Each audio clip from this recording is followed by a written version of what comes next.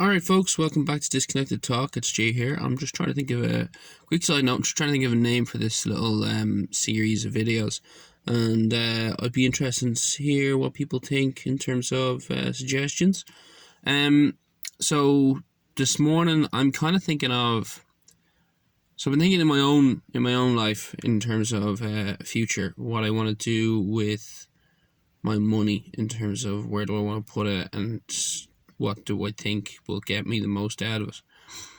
And do I even want to be trying to invest in anything big, or do I just want to grab something small, if a piece of land in the countryside to build a nice house on, or buy a bunch of stocks, go hard and see if I can make myself a multimillionaire, who knows? Personally, I'm kind of preferable to the former at the moment.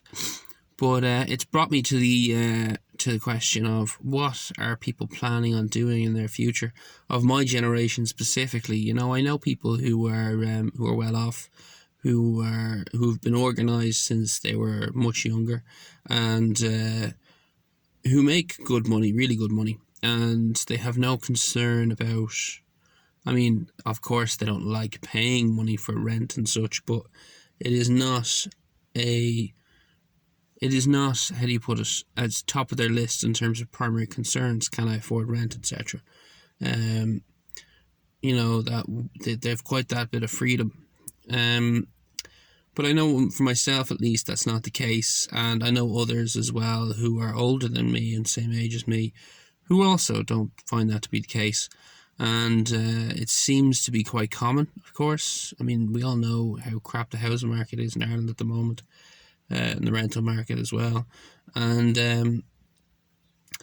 I kind of just wonder, in light of that, what are people trying to... What do we do in terms of investing in ourselves in the future? Do we bother trying to go for home ownership, many of us? I mean, it's one thing if you're a couple who can pool all their resources, but a single person trying to live on their own these days... I mean, good luck, even if you manage to find something that you like, that suits you, that you can afford, it's probably going to put you out of pocket to such a degree that it'll kill your savings. And I mean, even if it doesn't, it'll take such a large chunk of money out of your pocket. You might not want to do it purely for the cost, even if it's not, proportionally significant to your overall earnings. But, yeah, so it kind of worries me, because I don't see where the recovery comes in. I discussed this with other people in terms of, I think there's a few sticking points for me that get me interested in topics related to governance and politics and even other big issues like religion, etc. And one of them is the death of that idea that, and I was discussing this with someone the other day, that you could be a shopkeeper, for example, not even the owner of the shop, but like just someone, shopkeeper's assistant, and earn a reasonable wage to afford to get a mortgage on a house which you pay off over time, and I mean, that's just one person of the couple. Let's say if you have a couple. Traditionally, of course, women didn't work as much in the past. So what would have happened was that one guy was working on that salary in order to pay off the house by himself. And they were reasonably well-sized houses. It's not like houses have it's not like they were small houses. And kind of got to start asking yourself the question, I mean, what are we paying for? What are we going to do with our money? Do you know what I'm saying?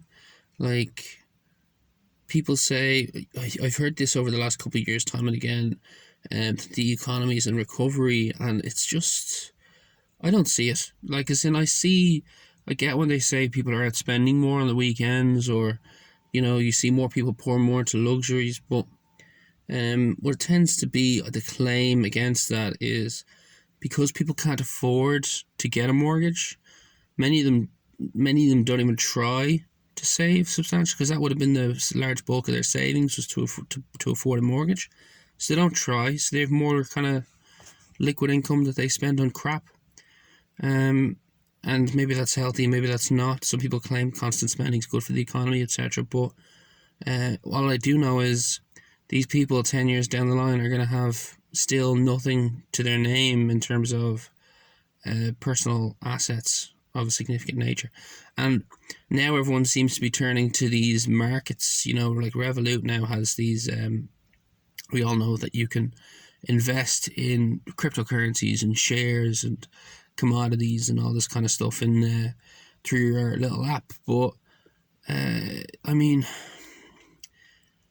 it seems a bit of a and I might listen. I'm not saying I won't get involved and try and pick out my own winners, but it doesn't seem to me, largely speaking, too different than horse racing. There's going to be a few people who know the game and will pick well, but most people are kind of having a guess at it, and a lot of people will probably have a problem with it.